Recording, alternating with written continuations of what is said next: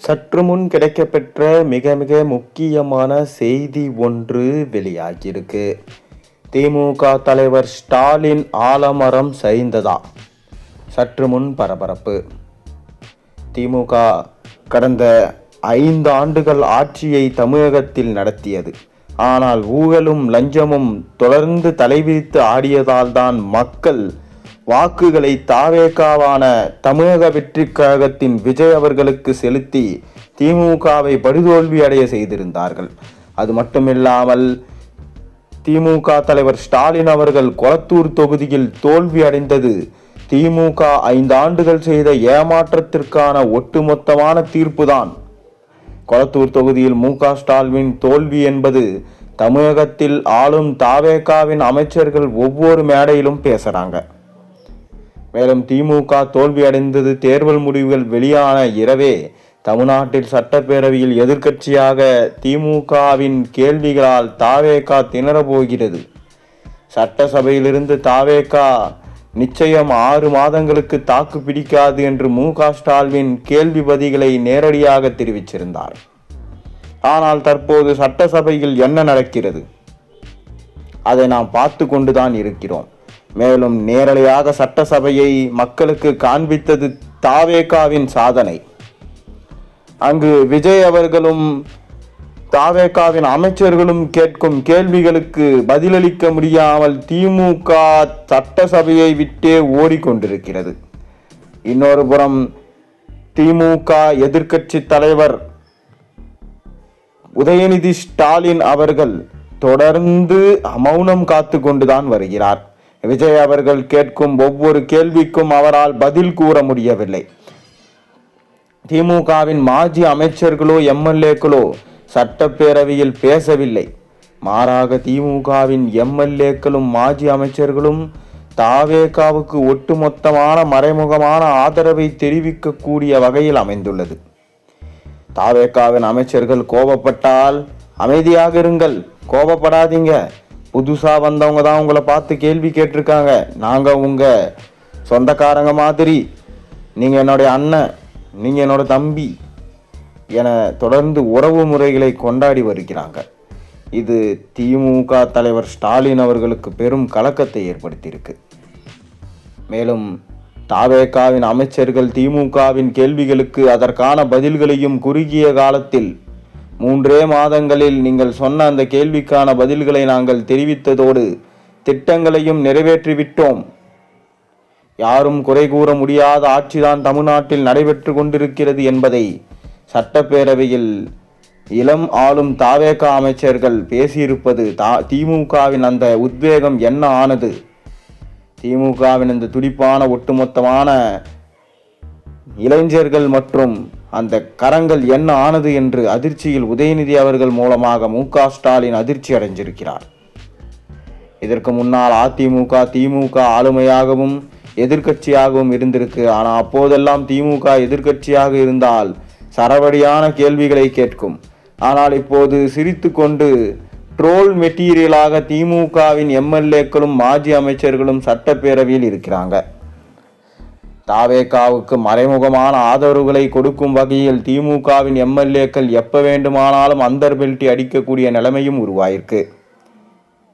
ஏனென்றால் திமுக வரக்கூடிய ஒவ்வொரு தேர்தல்களிலும் நிச்சயம் வெற்றி அடைவதற்கான வாய்ப்புகள் இருக்கிறது. திமுகவின் கூட்டணியிலாக இருந்த முஸ்லீம் லீக், காங்கிரஸ், விடுதலை சிறுத்தைகள் போன்ற கட்சிகள் தற்போது தாவேகாவின் பக்கம் சென்றுவிட்டது. எந்த ஒரு தேர்தலுக்கும் பணத்தை கொடுத்து வாக்குகளை பெற வேண்டிய அவசியம் தாவேகாவுக்கு இல்லை. மேலும் பல கோடிகளை இழந்து நடுத்தெருவில் நிற்பதை விட தேர்தலில் போட்டியிடாமல் தாவேகாவின் பக்கம் சென்றுவிட்டால் தொடர்ந்து பணமும் மிச்சம், ஆதரவுகள் மூலமாக எம்எல்ஏவாக வந்துவிடலாம் என்ற எண்ணத்தில் எப்போது வேண்டுமானாலும் திமுகவின் எம்எல்ஏக்கள் தாவேகா பக்கம் அந்தர்பல்ட்டி அடிக்கலாம் என செய்தி வெளியாகியிருக்கு. மேலும் சட்டசபையில் உதயநிதி அவர்கள் எதிர்க்கட்சி தலைவராக இருப்பதற்கு தகுதி இல்லை என்ற செய்தி ஸ்டாலின் ஆலமரமே தற்போது சாய்ந்து விழும் அளவிற்கு நிலைமை உருவாகிவிட்டது. மேலும் கடந்த ஒரு வாரமாக சட்டப்பேரவை கூட்டத்தொடரிலும் பட்ஜெட்டிலும் ஆளுமையான கருத்துக்களை திமுகவின் எம்எல்ஏக்கள் கூறினார்களா? இல்லை. தொடர்ந்து சௌமியா போன்ற இருவரை தவிர எடப்பாடி பழனிசாமி தவிர மற்ற யாரும் தாவேகாவுக்கு சரியான கேள்விகளை கேட்கவில்லை. தமிழ்நாட்டில் ஆளுமையாக இருக்கக்கூடியது தாவேகா தான். ஆனால் எந்த ஒரு சட்டப்பேரவை எடுத்துக்கொண்டாலும் அங்கு ஹீரோ என்பதை எதிர்க்கட்சியாக தான் இருக்க வேண்டும். ஏனென்றால் அவர்கள் ஆளும் கட்சி செய்த நலத்திட்ட உதவிகளிலும் சில குறைபாடுகளை சட்டப்பேரவையில் கொண்டு வந்து முதலமைச்சர் கவனத்திற்கு கொண்டு செல்லக்கூடியவர்கள். ஆனால் தற்போது எதிர்க்கட்சி என்னமோ ட்ரோல் மெட்டீரியலாக தான் மக்களாக பார்க்கப்படுகிறது. உதயநிதி ஒரு புகம் மூஞ்சை திருப்பி கொண்டு விஜய் வணக்கம் சொன்னால் கூட வணக்கம் சொல்லாமல் திருப்பி கொண்டு உட்கார்ந்து கொண்டிருக்கிறார்.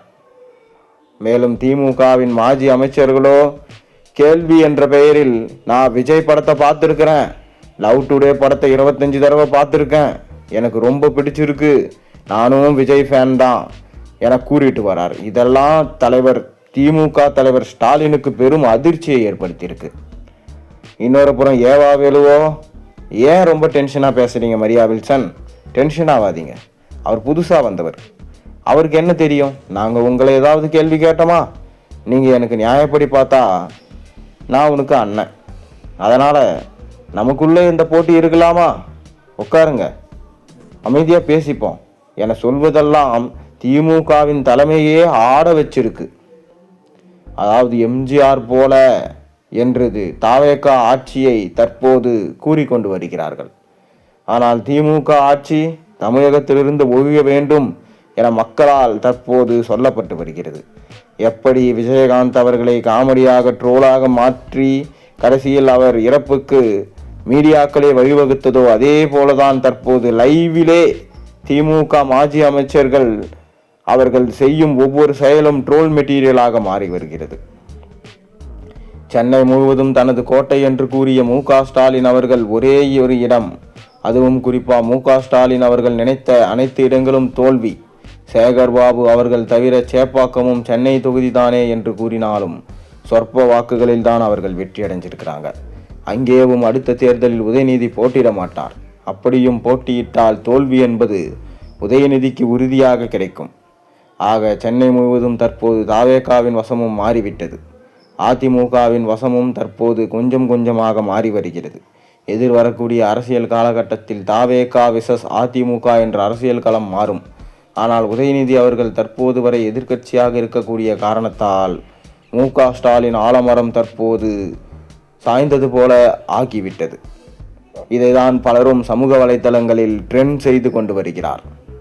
மு.க. ஸ்டாலின் அவர்கள் மிகவும் 5 ஆண்டுகளில் பல திட்டங்களை கொண்டு வந்திருக்கிறார். மக்களுக்கான நல்ல திட்டங்களையும் வெற்றி வாகை சூடக்கூடிய நலத்திட்டங்களையும் கொண்டு வந்துள்ளார். எதற்காக? ஒவ்வொரு இடங்களிலும் தற்போது திமுக என்றாலே குடும்ப அரசியல், ஊழல் அமைச்சர்கள் என்றாலே குறுநில மன்னர்கள் போல செயல்பட்டது. அதுதான் தற்போது திமுகவின் தோல்விக்கே பெரும் காரணம்.